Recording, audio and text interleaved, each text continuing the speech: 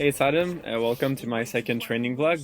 So as usual, it's gonna be very simple. So the first part is gonna be about the physical training. After that, we're gonna look at the mental training. So I'm gonna propose you a concept that helped me a lot this week, and I'm gonna maybe show you how you can use it too to improve. After that, I'm gonna show you the clip of the week. So the clip I watched the most and influenced me the most during the week. After that, we're gonna look at the best moment of the week. After that, I'm gonna tell you the album I listened to most while I was training. Also, I'm gonna show you the book of the week. So I'm gonna propose you this book and tell you why I think you should read it. And we're gonna finish by some question from the fan, and I'm also gonna award the first most badass of the week. So let's do this. So yeah, the first part this week was a little bit like last week, a small week just to get back the sensation. So the first 2 days were on the trainer, so I just did some easy ride just to get back the position, because it was like I've been not biking for at least 1 month and a half, so I just wanted to be back on my bike and comfortable on it. Thursday was actually the first time I did some interval, so I did a pyramid of RPM just to get back the sensation in the leg and the flow of the bike. Friday was actually my first time outside, so it felt very, very good.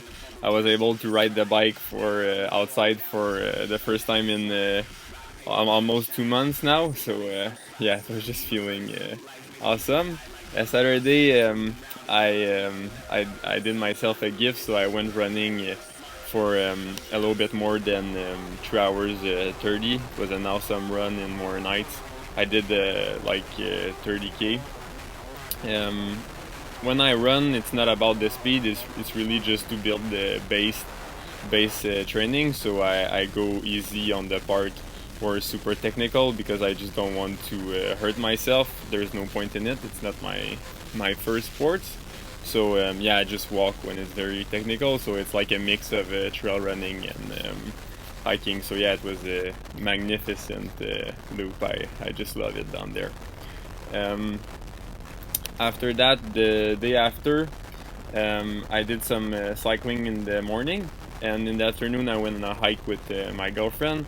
I think the off season is a really good time if you are able to do some sport activity with the people you love, because when you're gonna be close to racing, it's harder to try to fit some things that are not as specific. But in the off season, I mean, your only goal is just to keep the base up and just keep the cardio up. So yeah, just make sure you include the people you love in your activity and your sport, and it just makes everything easier. And when you arrive at the time when it's very specific, it's just easier to do it. So yeah, so let's go to the second part of the video. So it's the mental training. So this week is about the feet. So I'm gonna read it for you, and just follow along, and you can take notes if you are motivated. Stay undefeated. Failure hurts, that's perfectly fine. In defeat, either you learn or you cry for injustice. Losses inevitably become what you make of them. Know that failing is more helpful than avoiding the challenge. By definition, placing yourself out of your comfort zone involves a risk of failure. You need to be willing to fail. With every setback, learn to recover quickly. Firmly believe that you have the power to get back no matter what. This self-confidence will reinforce your overall sense of agency towards your life. Do not forget that champions are farther of hard moments. They recognize that pushing themselves through difficult times is essential to their growth. There's a quote from Napoleon Hill, quote, "Every adversity, every failure, every heartache carries with it the seed of an equal or greater benefits." Setbacks are an essential part of the learning process. They are an integral part of the creation of something meaningful. For instance, remind yourself that a child needs to slip if you want to learn how to walk. There's absolutely no shame in sliding. It's just a proof of having the courage to try. Change the way you perceive failure. Recognize that the only two ways to truly lose is to give up or ignore your lessons' feedback. See them as learning opportunity that can help you understand what you're missing. That being said, push yourself to see the big picture. Appreciate that in the long run, those mistakes are just exciting data. Discipline your reactions so you automatically react constructively. Your reaction should go as follows. Awesome, I know where I have some adjustment to do.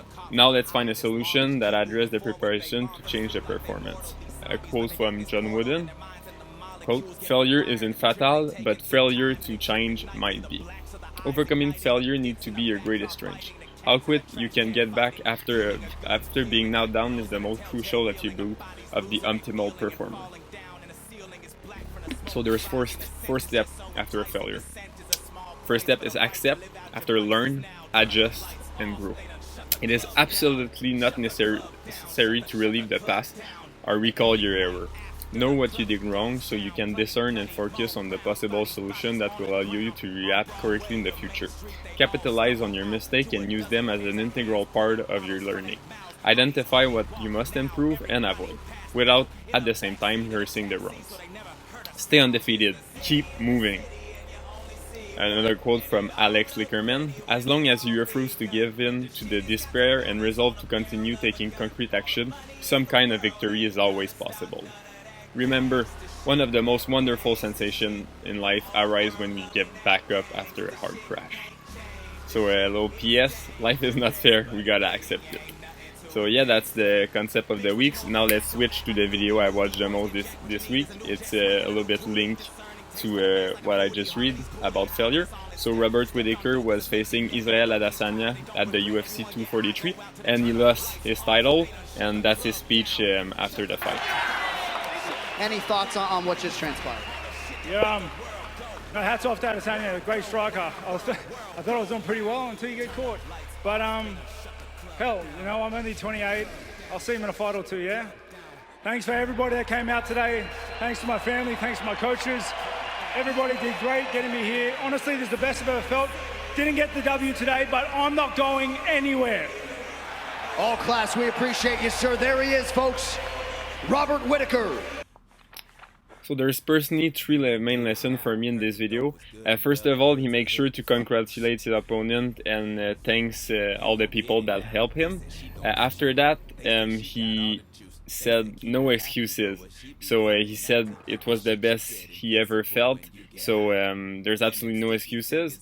And third, he just makes sure to precise that he's gonna be back. It's not because he just felt and he just lost a world title that he's gonna retire. People were actually expecting him to retire, and he said, "I'm just 28. I'm like, failure are just part of my path, or just part of the process towards me being the greatest athlete I can be." So yeah, that was pretty inspiring for me. So the best moment for his 25 year at the head of his company, Sanson Group Conseil. So Jean Sanson has helped a lot of athletes. He helped me personally. He gave me money with a foundation called la Fondation de l'Athlète d'Excellence. So yeah, Jean is just a tremendous human being and he loves sports. So yeah, it was his 25-year party. So congratulations, Jean. Everyone was having fun. It was a wonderful moment. Congratulations again. So yeah, the album of the week now, it's been the album we've been listening to for all the video. It's the new album by Clipping. So let's have a quick listen. It's a code of honor, gotta keep it gangster in the streets. OG, Jesus, slap that coopster all day. So you knew just how this would be. It's not for everyone, I would say. It's like experimental rap. So, but I would say it's not that bad. What I like and love, I would say, about this album, is that it's very experimental. The beats are very experimental. But David Diggs is just an excellent rapper. So his flow is on point, and yeah, more than that. It's just his flow is very catchy, the beats are very catchy, so yeah, I strongly suggest it, and especially in the time of Halloween. It's about horror, the album, so yeah, don't be intimidated. Look at the guys, they look pretty funny, and yeah, I strongly suggest this, so yeah, try it. So the book of this week is The Playmaker Advantage by Leonard Zaikowski and Daniel Peterson. So Leonard Zaikowski is at the head of the sports psychology department in Boston University. So I would say this book is pretty intense in sports psychology. So if you don't have a base, I wouldn't start by this one. The book is all about how to make a playmaker. So after reading it, I would say it's very centered on someone who wants to be a coach, or actually a great teacher or a great parent. Yeah, and even an athlete who wants to teach himself how to be from like a B player to a playmaker, a player. So yeah, like I said, I think you need to have a base in sports psychology to understand some concept, because he talks briefly about some concept that takes books to explain. So if you don't know them in advance, it's sometimes hard to follow. But yeah, I strongly subjective. So it's The Playmaker Advantage by Leonard Zaikowski and Daniel Peterson. So have a great read.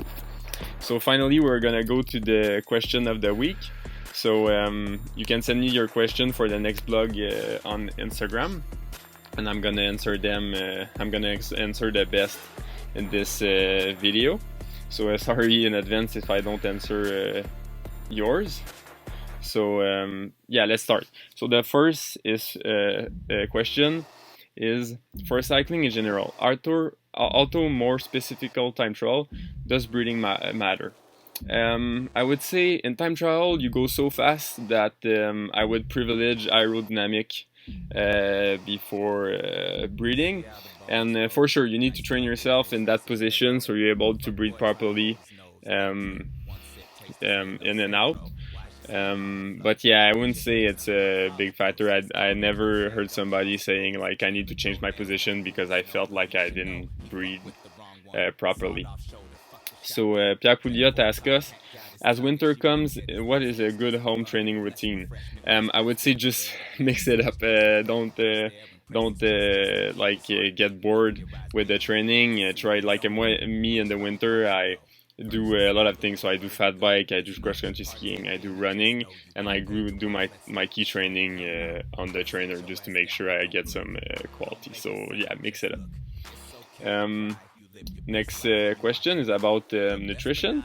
So at what level should one start to take nutrition seriously? I would say at all the level. Even if you're not an athlete, I would say that nutrition is one of the most important thing to feel great physically and also mentally.